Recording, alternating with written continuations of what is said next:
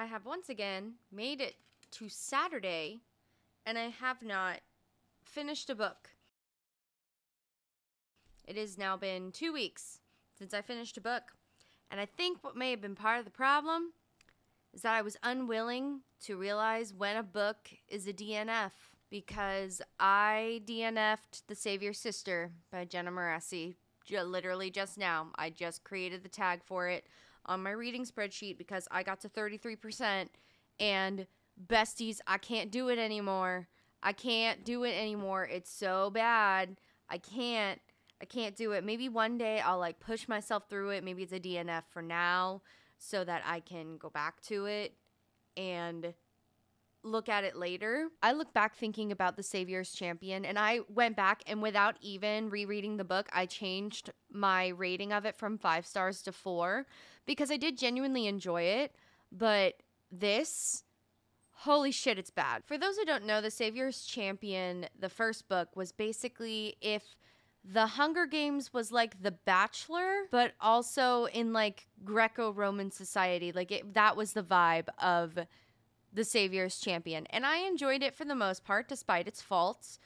However, The Savior's Sister is a companion novel to it where it is the exact same span of time and plot of the book from the other main character's perspective. So the first book was from Tobias's perspective, the perspective of him going through the tournament, and then the other side was Leela and her experience as the savior, and she is pretending that she isn't the savior to get information on the contestants because 3 of them were placed there as plants to be her assassins because her father wants to be the actual ruler of the monarchy, which in and of itself presented a interesting premise. However, it was bad. I felt like I just needed to skip over numerous parts of the second book because it was just revisiting the same scenes that we had already read about from the other book, but from the opposite perspective. Now that I have read a couple of things now, and I'm not just reading something brand, new for the first time in like 3 to 5 years when I was reading a book like every 2 to 5 business years. This book definitely has a problem with, and I saw this in a Goodreads review, normalizing vulgarity is what they use it. I think that's a really good way to put it because the number of times that I heard references to genitalia of the male variety in numerous different ways, or like everything was twisted into an innuendo, and it honestly felt really childish, and I didn't like it. Like, not everything needs to be a haha 69 420 joke. I find the characters to have as much depth as a kiddie pool. I find the one-dimensionality of the villains to be laughable. The dialogue felt fake. They honestly felt like AI generated. It did not feel like real people were speaking those words. I was reading the dialogue and I was like, it felt stilted. It honestly, and this may anger some of the girlies, it felt like an episode of Friends. I said it there, where everything felt really forced and it felt sitcom-y. Felt very rehearsed, like you were practicing to yourself in the mirror. However, moving on to the most egregious issues that I had with this entire universe is the very poor LGBTQ plus representation. And let me talk about one thing at a time. Okay, so we have the 2 gay contestants, Enzo and the other one whose name I don't remember. It reminded me of, what was it? It was an international version of The Bachelor where 2 of the girls came forward and said that they fell in love with each other so they couldn't compete in The Bachelor anymore. Like, it felt like that. The one that is more public with this identity comes from a exotic / foreign land, and he was sent there by his queen to participate in the tournament to make an advantageous match.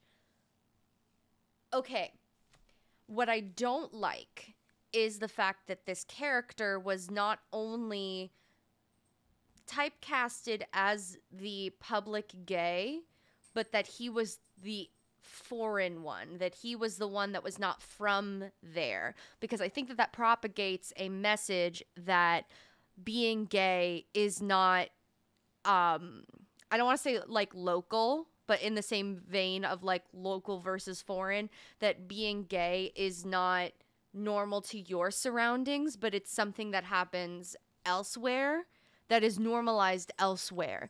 It did not feel appropriate. It felt like being gay was being exoticized, and I didn't like that very much. Also, the reason that Enzo was set free, I think it was Enzo who was set free, is that the other gay that he was in a relationship with secretly was killed. So Enzo was set free and he was allowed to go back to his homeland, or it was the other way around. But one of them got killed and the other one was set free because he obviously couldn't compete in the tournament after that because the one he truly loved died. So I didn't appreciate that, the whole bury your gays. Why couldn't you just have like the bachelor moment where they said, "Hey, like we love each other. We don't actually want to compete for the savior's love. Can we like go off into the sunset?" I would have appreciated that a lot more, and I think that would have been better representation besides killing one of them and then setting the other free to be sad for the rest of his life. The other thing I don't like is that Kaleo is typecast, and they never really say it, but there is a lot of context clues that allude to the fact that Kaleo is bisexual. And he's always making a lot of comments about Tobias and a lot of sexual comments towards the other men. And they're always assaulty in nature. And I don't like that. I think that it villainizes bisexual men. The gay male rep was very bad in this. And also, Delphi is a lesbian, but she sleeps with everybody. Like, good for her, I guess. All Delphi really was, as like the lesbian best friend, was she was there to be your sexual teacher, because there was even at the, third of the way through the bookmark, Delphi spoke to Leela multiple times about how Delphi was the one who taught her about sex and sexuality. And that's the other thing about how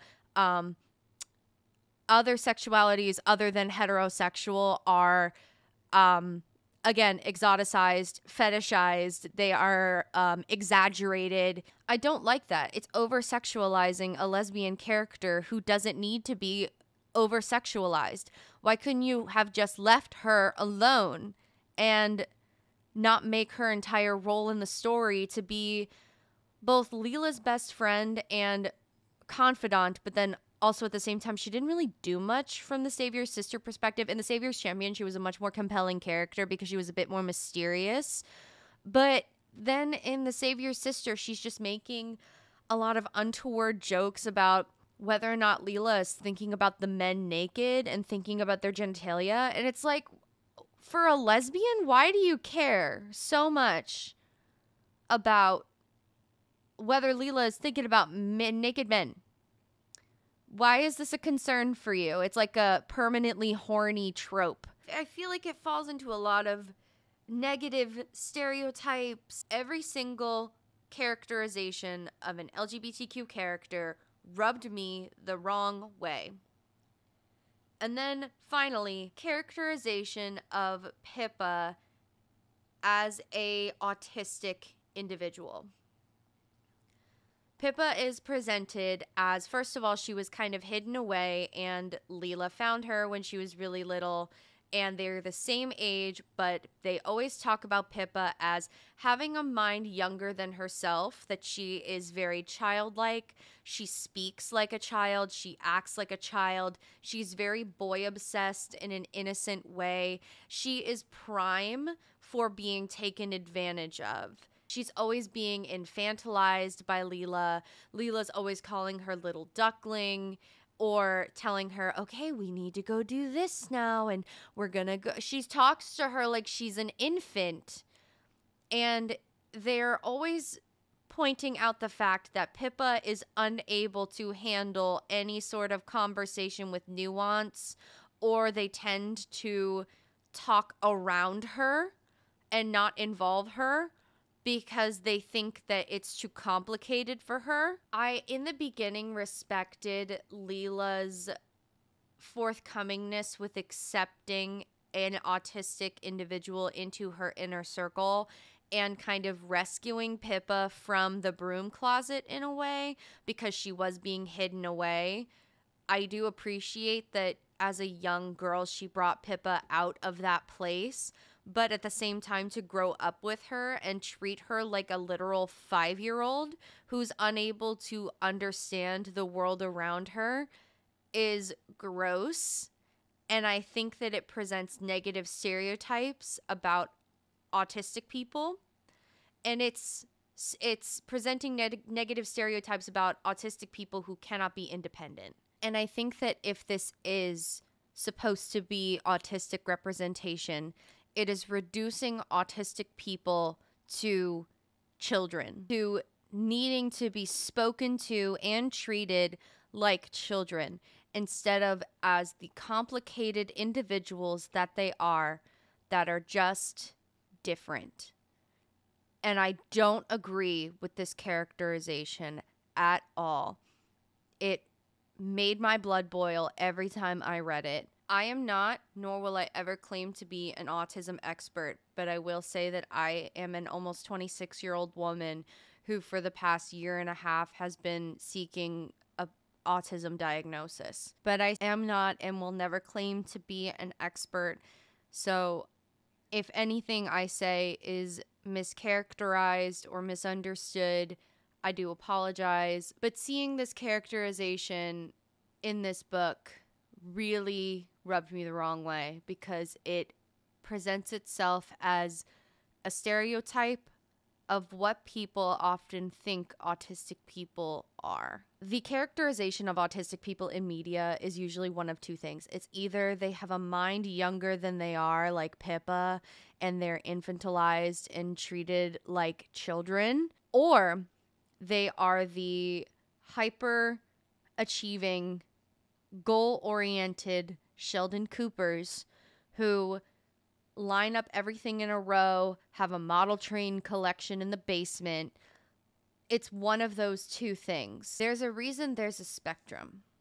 So I don't understand how it's either one or the other. All of that altogether is why I have decided to DNF the book, because I simply cannot anymore. I cannot pretend that I'm going to try to get through it just because I paid money for it. I don't even want to make a video about it. I think I just want to leave my final thoughts in the reading vlog and call it a day and just leave it at that. If this is the only thing that I talk about this week, then let that be the case, because this is the only thing that has happened to me. Oh, I have read more of Realmbreaker, though. I am finally at the 50% mark of Realmbreaker, and I am enjoying it a lot. However, I will say I am getting pretty bogged down with all the names and places and plot still at the halfway mark. So I am wondering if maybe potentially I would have been more assisted with not exposition, but maybe some history lessons, because I don't know who everybody is. Maybe I just need to look at the map or something. I don't know. I am not going to share any spoilers at this time other than the minor plot summaries I've been giving along the way. However, there was a massive plot twist at the 50% mark to the point where I was like yelling at the book like, that bitch, that raggedy bitch. And that's not typically a reaction I have to a book. So I did not see it coming, to say the least. So good writing. If you are looking for a high fantasy adventure with high stakes, an undead army, alternate dimensions, and elders who can't die, this is the book for you. I am excited to continue reading it and picking up the second book. I honestly think that I will enjoy the last half of this book enough to pick up the next one. I also picked up another hold at the library because I'm a disaster and very bad at very bad at reading books quickly as of right now. But I did pick up Night of the Raven, Dawn of the Dove by Ratty Metrova. I hope that saying it slowly meant that I said it correctly. As of right now, it is technically Sunday. I leave to go to Florida on Monday morning. So I doubled Saturday today at work, and then I double Sunday. And then at 8 a.m. on Monday morning, I have to be at the airport to get on a plane to go to Florida. And I am bringing 2 books with me to Florida. I brought them because they are a bit smaller and hopefully easier for me to get through. I was hoping to maybe get through like 1 per flight, and then I brought my Kindle with me as well. But if for whatever reason I don't get through, 1 each time on the plane because they're both direct flights, then I will have something to read when I'm there. Otherwise, I have The Bone Witch on Libby, and maybe I don't want to be too presumptuous that I will get a lot of reading done while I'm on vacation, because I know that probably when I'll get any reading done at all will be at night when I'm away from everybody and everybody else goes to sleep and I don't, because of who I am as a person. So I don't want to be too presumptuous and like maybe sneak in a 3rd book just because I don't know, because I'm going to get to the airport really early, and then I'll probably read at my gate because there's going to be nothing else better to do. And then I'll read on the plane, so I'll probably finish a book the whole journey there, and then I'll be there for 5 days, and then same thing on the way home. So I think I'm just going to leave it with the 2 books with my Kindle, and then I have the Libby app with The Bone Witch, and then I'll bring my Raycons to listen to A Discovery of Witches because I need to do that, and I only have I have less than 2 weeks to do all of this because I'm what a disaster.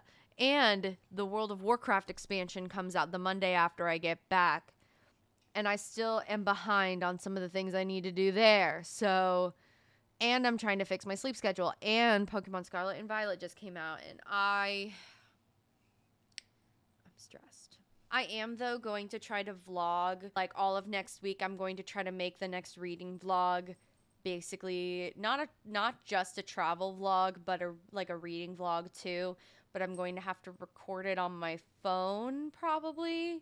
So that's not great because I'm not bringing my laptop with me. It's not happening. And I don't think it'll fit in my bag. I actually had to go to Walmart to buy a new backpack because the one that I used to use for high school and college wasn't going to fit all of the things I needed to bring, and I gave half of my clothes to my mom to pack in her stuff because she's driving and I'm flying, and I didn't pay for any extra bags or anything, so I'm literally just bringing my body and whatever I can fit under the seat. So I needed her to ferry some of the things down, so I did that already. I gave her everything I needed for Wednesday and Thursday so I could just swap my stuff when I saw her next. There's really not much more I could do there, but I needed to get a bigger bag that could hold everything I have because I thought that I could fit everything, but turns out I did a really bad job at that. Regardless, it's going to be a great time. I'm excited for the journey. With all of that being said, I think I might just end this week's reading vlog here instead of catching you guys up on Sunday because I doubt I will have anything to say because I'm going to be working all day Sunday, and then I'm going to have to come home and pack all my stuff and attempt to go to bed. So I don't think I'm going to get any reading done in the next 24 hours. So I might as well just end it here, edit, and get it ready for upload so I don't have to worry about it.